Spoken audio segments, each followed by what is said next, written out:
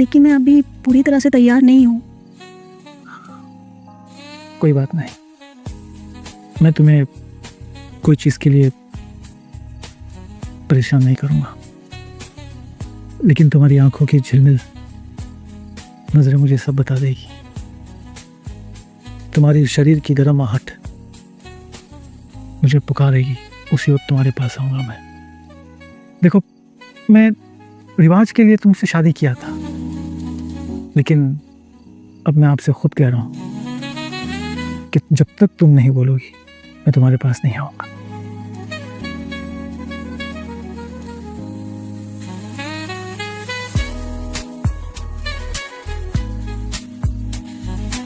आइए रामदयाल जी, आइए, बैठिए ना, बैठिए रामदयाल जी।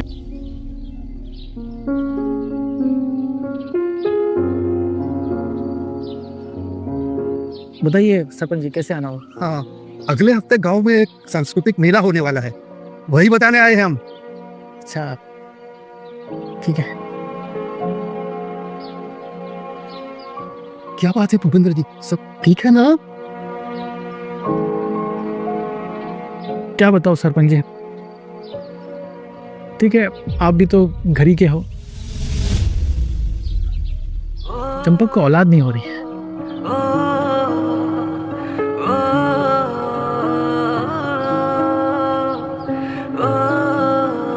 शीतल बेटी भी परेशान है, हम लोग समझ नहीं पा रहे कि इसका क्या हल निकालें। शीतल के घर में भी शादीशुदा बहन कोई है नहीं, सिर्फ छोटी बहन है रूही, पर वो भी अभी कुंवारी है।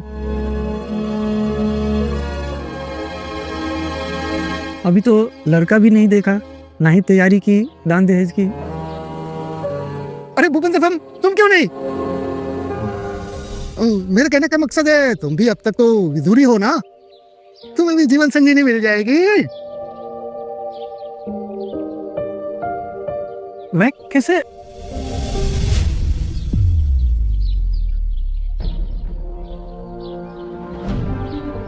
अगर वंश बढ़ाने के लिए मुझे ये विवाह करना चाहिए तो मैं तैयार हूं।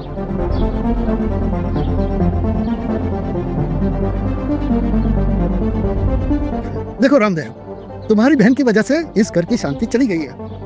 अब तुम्हारे घर की औरतों की ये जिम्मेवारी बनती है कि वो इस चीज का हल निकाले। यही गांव की परंपरा है। हाँ, देखो राम प्रसाद, मैं समझ सकता हूँ तुम्हें तुम्हारी बहन की पढ़ाई की चिंता है, लेकिन फिक्र मत करो, मैं उसकी पढ़ाई की जिम्मेदारी ले। ठीक है सरपंच जी, अगर भूपेंद्र जी ये जिम्मेदारी निभा रहे हैं तो मैं भी राजी हूँ।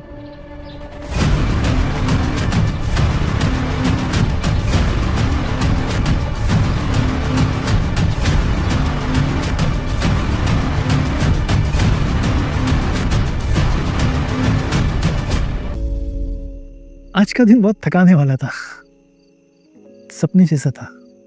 हाँ, सब कुछ इतनी जल्दी में हुआ, पता ही नहीं चला। एक बात बोलूं? क्या? मैं शादी नहीं करना चाह रहा था। अब सोचा इस उम्र में आके, और उम्र का भी फर्क है, तो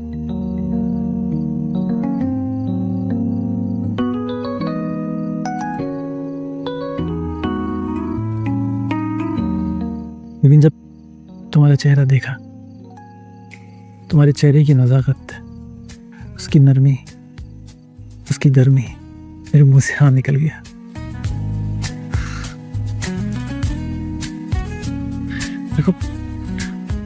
देखो मैं तुमसे जबरदस्ती नहीं करूंगा, लेकिन एक बात कहूं। क्या? तुम्हारी मुस्कुराहट चांद की जैसी है। जब तुम मुस्कुराती हो ना, तो ऐसा लगता है कि चांद अपनी चांदनी बिखेर रही है। उफ, अरे तुम जब शर्माती हो तो ऐसा लगता है कि फूल अपने रंग बदल रहे हैं।